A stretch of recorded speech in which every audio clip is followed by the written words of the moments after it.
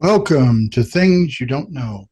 We explore little known facts about well known people and events, little known people and events, and the impact they have had, and always try to inform in an interesting manner.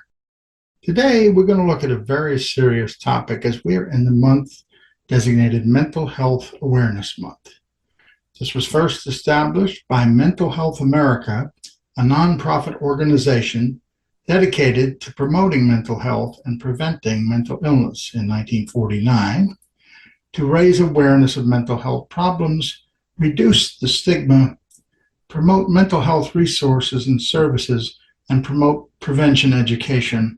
Dr. Weaver, I know you have worked for many years in mental health and substance abuse and probably have some important insights to share. Well, Dr. Dean, technically, substance abuse by itself is not considered to be a mental illness. As you know, I question this distinction for several reasons, not the least of which is that mental health professionals are the primary caregivers in both fields. The effects of both problems result in less adaptive functioning, which is frequently nearly indistinguishable one from the other.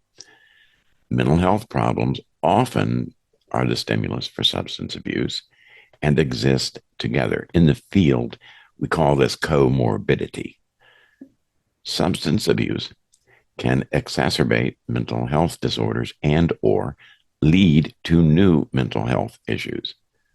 Another fact is that substance abuse disorders are recognized as a diagnosable condition by the Diagnostic and Statistical Manual of Mental Disorders, or we call it DSM-5, the standard classification of mental health disorders, which is used by mental health professionals.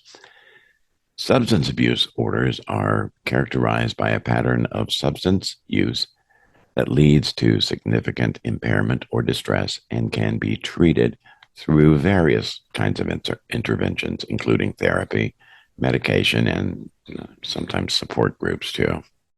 Substance abuse is a very significant problem in the United States. Here are some current statistics on substance abuse in the USA. According to the National Survey on Drug Use and Health, approximately 19.7 million U.S. adults 18 and older had a substance use disorder in 2017. In 2019, an estimated 14.5 million adults 18 or older had alcohol use disorder in the past year. This is from the National Institute on Alcohol Abuse and Alcoholism. In 2019, an estimated 9.7 million people aged 12 or older misused prescription pain relievers in the past year. The opioid epidemic has been a significant concern in recent years, with the CDC reporting more than 70,000 people died from drug overdoses in 2019, with opiates involved in nearly 50,000 of those deaths. According to the Centers for Disease Control and Prevention, the CDC, in 2019, more than 70,000 people in the United States died from drug overdoses. Opioids were involved in nearly 50,000, I will say that again, 50,000 of those deaths.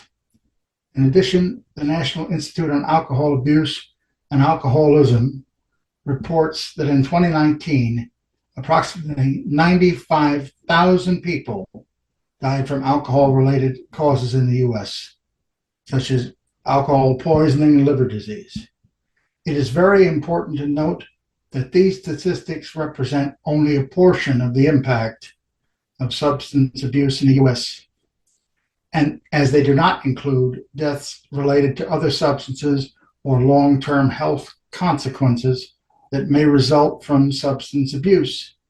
Substance abuse is a severe public health issue affecting not only individuals, but also families and communities. It requires ongoing attention and prompt intervention. It's also true that drugs greatly impact crime of all kinds. I must share that the issue of substance abuse has a special impact on me at this time because just before I sat down to write this podcast, I learned that a dear nephew of mine was found dead from an overdose. At this time, it's not clear if someone else was involved in his death. He lived half a continent away from me and had told me he was working on his problems. Very sad, especially as he had a lot of great potential, really. My deepest regrets. Can people with this issue be successfully treated? Yes, but it doesn't happen often for many reasons. I'm going to get a little controversial here, so let me be clear. This is my opinion based on years of practice and based on the best statistics available. The most popular treatment is AA and the offshoot from that, NA. That's Alcoholics Anonymous and Narcotics Anonymous. The treatment paradigm is voluntary and anonymous, and therefore the exact numbers are somewhat vague. That being said, the 3-year recidivism rate for AA and NA, based on court records and what records there are from those organizations, is between 90 and 95%, meaning that treatment is successful for about 5 or maybe 10% of the people. Although not as popular, mandatory treatment with a skilled therapist, including regular drug testing, has a 5-year success rate of between 50 and 65%. My personal experience with this was I had a success rate of around 70% over 45 years of practice. Let me be clear that I think many of the notions propounded by AA and NA, and I have used some of them, are helpful. The difference is that a real therapist will go beyond the substance abuse and help resolve underlying issues and help patients discover other ways to satisfy their need for the high of drugs. It is a different thing when you're simply sharing with a group of addicts and talking about your adventures with substance abuse. It's very different from having a therapist guide you to actually uncover the underlying issues. Now, people get addicted for many different reasons. Maybe it's partying too much, wanting a quick way to relax after a stressor, like perhaps a hard day at work, or pain relief. Whether it is getting stoned or drunk every day or escaping pain, there are other and less expensive, actually, both monetarily and personally, ways to address this issue. Now, we should move on to the main topic of mental health. I agree. Mental illness is a prevalent issue in the United States. Here are some current sobering statistics on mental illness in the USA. I see what you did there, the sobering thing. According to the National Alliance on Mental Illness, approximately 1 in 5 adults in the US, or 51.5 million people, experience mental illness in a given year.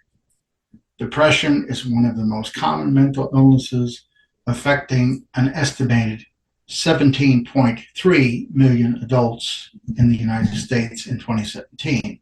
And remember that these statistics are the ones that are reported. And in my opinion, these are an underestimation of the magnitude of the problem. But go ahead, Dr. Dean. Anxiety disorders are also very common, affecting 19.1 million adults in the U.S. in 2017. Suicide is a major concern, with suicide rates in the U.S. increasing by 35% between 1999 and 2018, according to the Centers for Disease Control and Prevention. Mental illness can affect people of all ages. For example, NAMI reports that 1 in 6 youth between the ages of 6 and 17 in the U.S. experience a mental health disorder yearly. Access to mental health care can be a great challenge for many.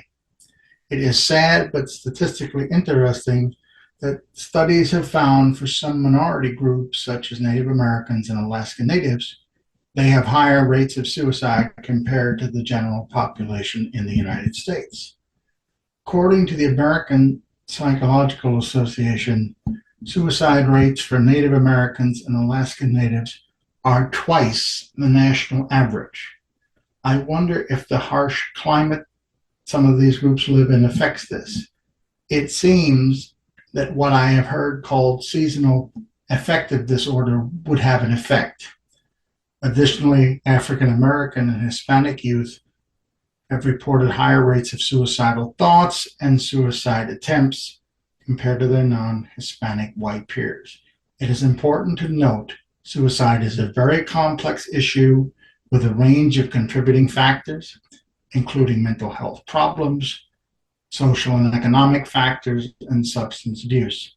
Therefore, individuals from all backgrounds must have equal access to mental health resources and the support needed to prevent suicide. You may ask, what causes mental health problems? While there is no one conclusive and verifiable answer, I will give my opinion, as is my wont. One factor that puts people at risk, special risk, before and after they experience symptoms is the stigma associated with telling someone that you have a problem. This may be especially true of the seemingly high functioning person who is either consumed with short-term goals or thinking at the expense of long-term thinking. Short-term thinking is a surefire way to box yourself in, resulting in unrealistic thinking, unhappiness, or worse. For these seemingly, quote, perfectly fine people, the stress of keeping their issues hidden from others is potentially overwhelming.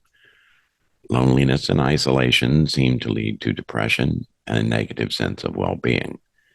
This we saw in action during the pandemic and has been a problem encountered by older people who suddenly feel they have no life purpose and have lost contact with friends, relatives, with those whom they had been close. In addition, poverty and being the object of prejudice often result in lower self-esteem, lower self-expectations, and loss of hope. On the other hand, people who have varying exceptionalities, I'm talking about like people with CP, Down syndrome, movement problems of all sorts, this covers a wide range, may feel the need not to give others the impression that they are just whiny, complaining, quote unquote, entitled, one of my least favorite for words, people. The stigma of having any mental health issue is so prevalent because there is a history of calling people with mental health issues as being defective, damaged, crazy, etc. Dr. Weaver, you're absolutely on target. My own CP is certainly not as severe as others. In many ways, I've been blessed with a wonderful life, but I would be lying if I didn't admit here that the frustration of dealing with the financial, physical, and emotional difficulties of it 24/7 for almost half a century has taken a toll.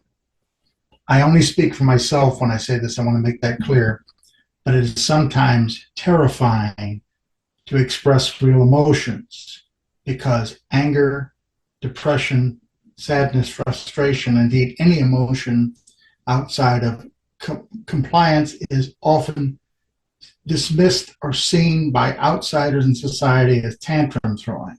You know, Sean, I think that you're not just speaking for yourself. I've seen this before with many people, and they are diminished by this. I'm sorry to interrupt you, but go ahead. Sometimes the desire to have a reasonable, self-directed life contribute to society can be seen as unrealistic or overreaching capabilities. And there are also very outmoded ideas of what sort of assistance is needed or desired, much less available.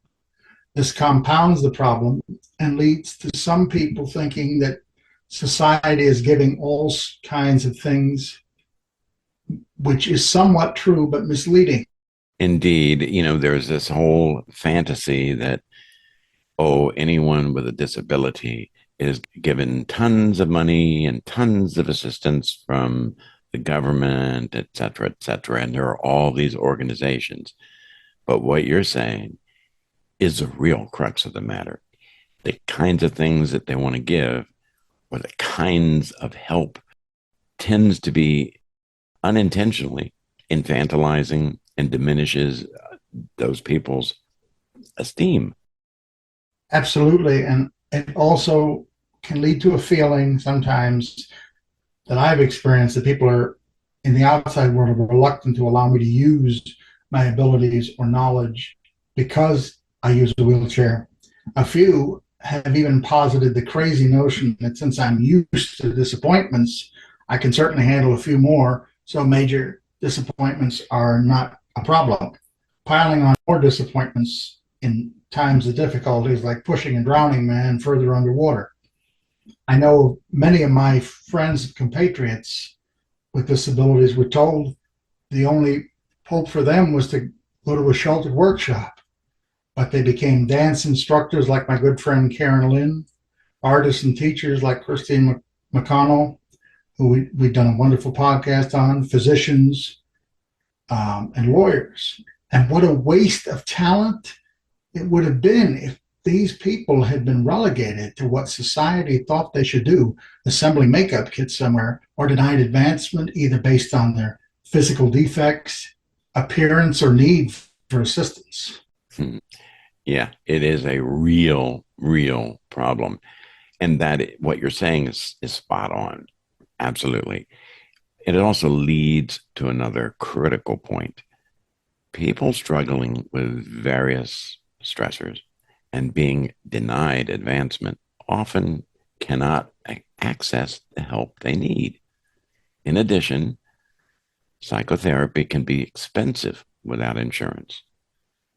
A society should be judged on how the most vulnerable are treated.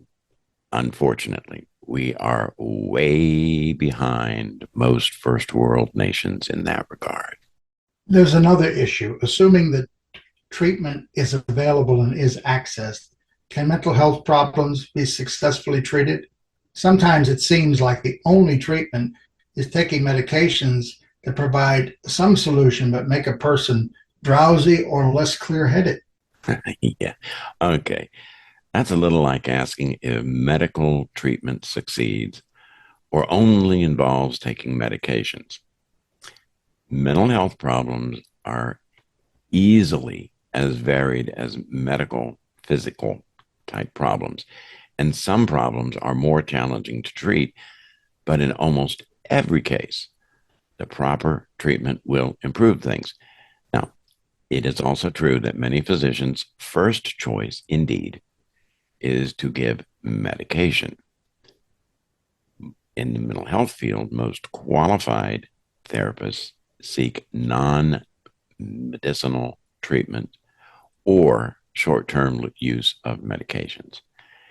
However, it is true, some mental health conditions may require longer term treatment, perhaps including medications that should be prescribed at dosages that do not impair intellectual acuity. Think of it like a physician treating a patient with diabetes. The physician should first explore dietary and lifestyle changes, but sometimes medication is required to keep the condition under control.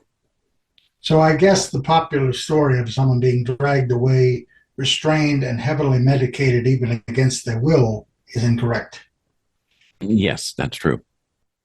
There are times when someone is extremely agitated and in danger of hurting themselves or others.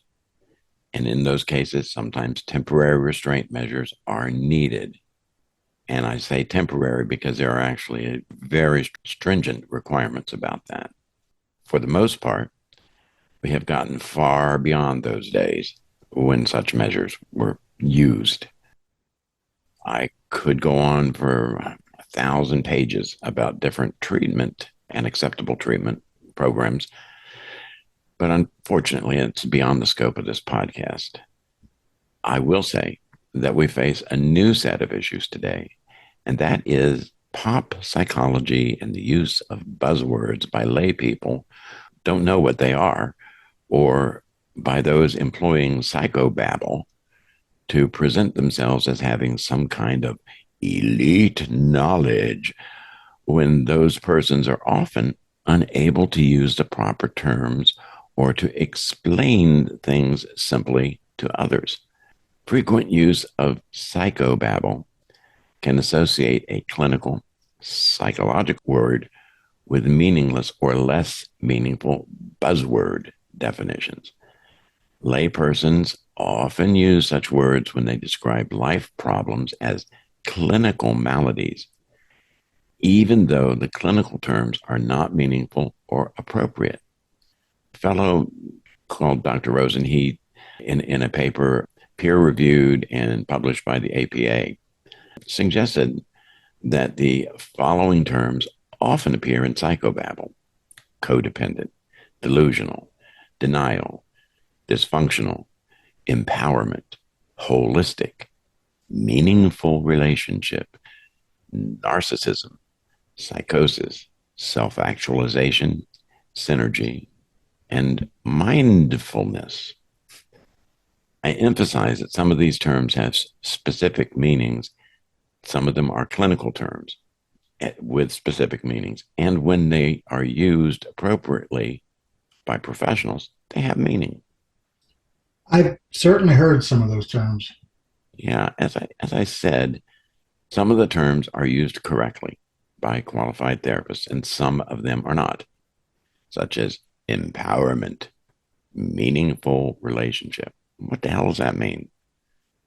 Synergy. Oh, is that something we can measure? Grounded.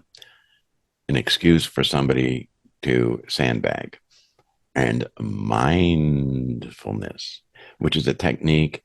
It has certain aspects that are meritorious. However, it is oftentimes a way to get somebody to focus simply on the here and now, be present in the present. Well, that's cool, but it sure as heck does not go far enough. And if you're only thinking of right now, right this minute, guess what? You're going to screw the pooch when it comes to the future. It will not help you. Trust me. Jean Piaget told me that you don't know your topic well enough if you can't explain something so that a 10-year-old can understand it. What I'm trying to say here is that saying magic words, aphorisms, and other faddish quick fixes simply do not go far enough to have much positive effect. I sometimes think all professions have their inner language that sort of only the initiated can understand. True. And using those in that way, some people do that to cover up what they don't know. We've covered briefly a wide range of issues today. One last topic that needs to be touched on is all of us face mental health issues, sometimes very minor, sometimes more serious, but it does not mean that we are defective or bad or that we should be shunned, frightened, or have programs heaped upon us that accomplishes nothing. Oh, I agree. And I would add that if you are listening to this and you feel you need a little or a lot of help, put on your big boy pants, be brave enough, and go get the help. You deserve it. You deserve it. Also, if you know someone in need, encourage and support them to get help. It's really important. Don't just turn a deaf ear and a blind eye. If somebody needs something, you can encourage them. You can let them know that you will not view them as defective or just screwed up somehow. Help them to get help.